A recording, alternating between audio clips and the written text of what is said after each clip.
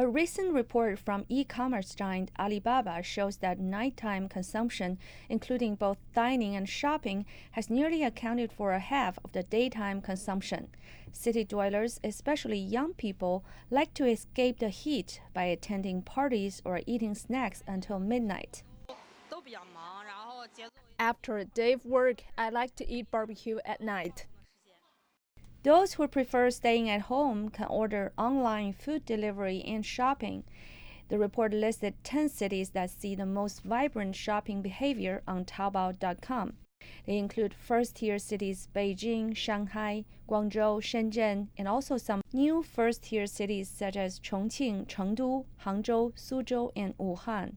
Dongguan, a city in Guangdong province, was also on the list. Nighttime is also prime time for small brick-and-mortar stores. The report says that small businesses in Xi'an, Beijing, and Chengdu are booming, even as late as 10 or 11 p.m. Second-tier cities are seeing the fastest increase in online food delivery after 9 in the evening. The core of the night economy is the first-tier cities, but the second and the third-tier cities see the largest potential. Experts say that to cash in more on the night economy, it should be expanded to more categories. We are talking about the consumption happening from 6 to 10 o'clock at night. Dining is an absolute necessity, but it is not all. We also need to watch movies and listen to crosstalks. Rising demand in tourism has boosted night tours in various destinations. Experts say that museums and exhibition centers could also extend their opening hours to draw in night crowds. We have surveyed over 600 companies and have found over 70% of tourist companies have the motivation to increase night businesses. Now, Beijing subways have extended their running hours to midnight during weekends. Some museums and exhibition centers have also postponed their opening hours to 9 o'clock at night.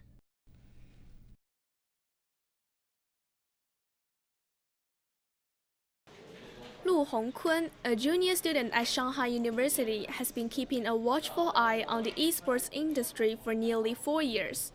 He established an esports association in his school with 150 students that have similar ambitions.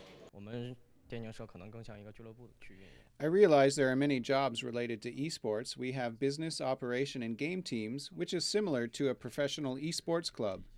We cooperate with companies like Amazing Center to learn more about the industry and cultivate talents for the company. Meanwhile, Shanghai University of Sport is the first to open a major in esports commentators. The major has one class with 21 students. Based on a curriculum for broadcasting hosts, the school has arranged many other courses to give students a better command of the industry's development. Students majoring as esports commentators will take courses such as esports culture, strategy analysis, and competition operations in their sophomore and junior year to enrich their knowledge of the industry. But this isn't close to keeping up with the rapidly emerging industry.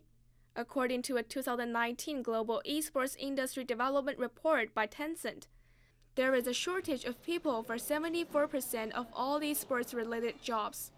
In Shanghai alone, there is still a labor shortage of 150,000 people.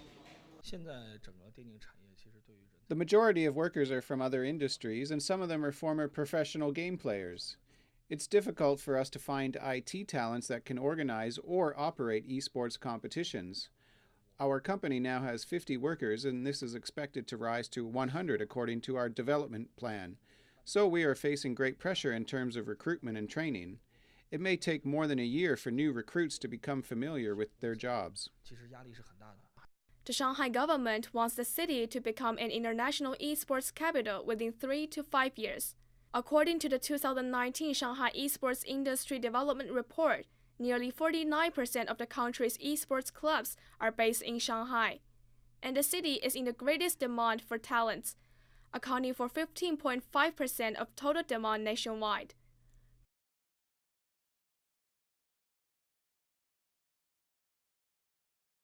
At noon, some thermometers already indicated 44 degrees Celsius. Everybody copes with this scorching summer in their way. Drinking lots of water, mainly. Sun cream. When it's too hot, you should stay at home and make sure you stay hydrated. Luckily, it is possible to escape the heat, at least for a little while. The city of Paris has installed this giant temporary swimming pool in one of the canals in the heart of the city. And it's a success. Over 2,000 Parisians come here every day to seek refreshment from the heat wave. In another part of town, the attention goes to the most vulnerable group, the elderly. The difficulty is the length of the heat wave, because after a couple of days, the body gets very tired. The largest retirement home in Paris has taken special measures. We adapt the menus, we serve cold food, we go around regularly with fresh drinks, but old people don't like to drink, so we have to convince them with a varied choice, and we close the stores and the windows. While the elderly are suffering, the younger ones make just the best of it. They have turned a monumental fountain near the Eiffel Tower into a makeshift beach resort. Kind of don't dress heavy clothing and just drink a lot of water, kind of like play in this pond or lake kind of thing, so just try to cool yourself up. It's unbelievable. It's so shocking. It's shocking, you say? It's shocking, of course. In what sense? Yeah, because it's unusual, 42 degrees, I can imagine, even for Paris. It's okay, we're having fun. It's hot, it's the heat wave. We're here with the little one, it's good. To tourists and visitors, the heat and the fountains are just an extra attraction of the French capital. But the people who live here, the Parisians themselves, well, they will have to face a grim truth. The extreme temperatures may well become the new normal in the future. Two people jump from a car and make a dash for the US border. Nearby, two Mexican National Guards patrol the area. Within seconds, the two migrants are in US territory. There is little the guards can do. The migrants will be picked up by US Border Patrol. But the flow of migrants into the US appears to have slowed in recent months, following new policies by the Trump administration. The Migrant Protection Protocols, or the Remain in Mexico policy, means migrants must stay in Mexico while their cases are adjudicated. Dilcia and her son Anthony left Honduras because of the violence there. Her husband and other twin son have already reached Houston, Texas. But having been separated on the journey, Dilcia and Anthony have been stuck in Juarez for months. I miss my child and I miss my partner, and my son has been suffering for his brother because they are twins. I ask God to give me an opportunity to arrive and let me see my child. Asylum seekers face a long wait. First they are given a number, a system known as metering. The process starts when that number is called, but that can take weeks. Then, under the Remain in Mexico policy, asylum seekers can wait many months in Mexico before they are called to have their cases heard by a judge. Michael is a former soldier that left Honduras with his 4 children. They have their papers and are now awaiting a court date. I hope they don't send us back, because the truth is that we come from a very dangerous area, and if they send us back, it's like sending us to our deaths. This hostel was originally set up to help abused and vulnerable women and children from the Juarez area.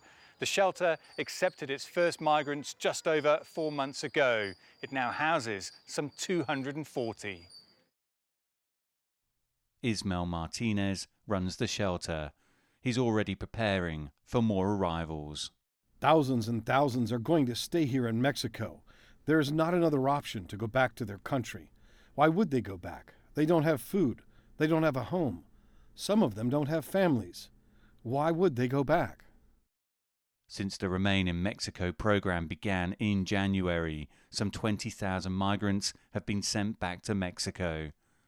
Many of the shelters in Juarez are now stretched to capacity. Remain in Mexico essentially asks Mexico to meet their international obligations, while we get to not meet ours. Along the border, a group of migrants huddle next to an emergency gate at the wall. They hope a US Border Patrol will soon pick them up. For many, That will begin another journey, back across a border they risked so much to cross.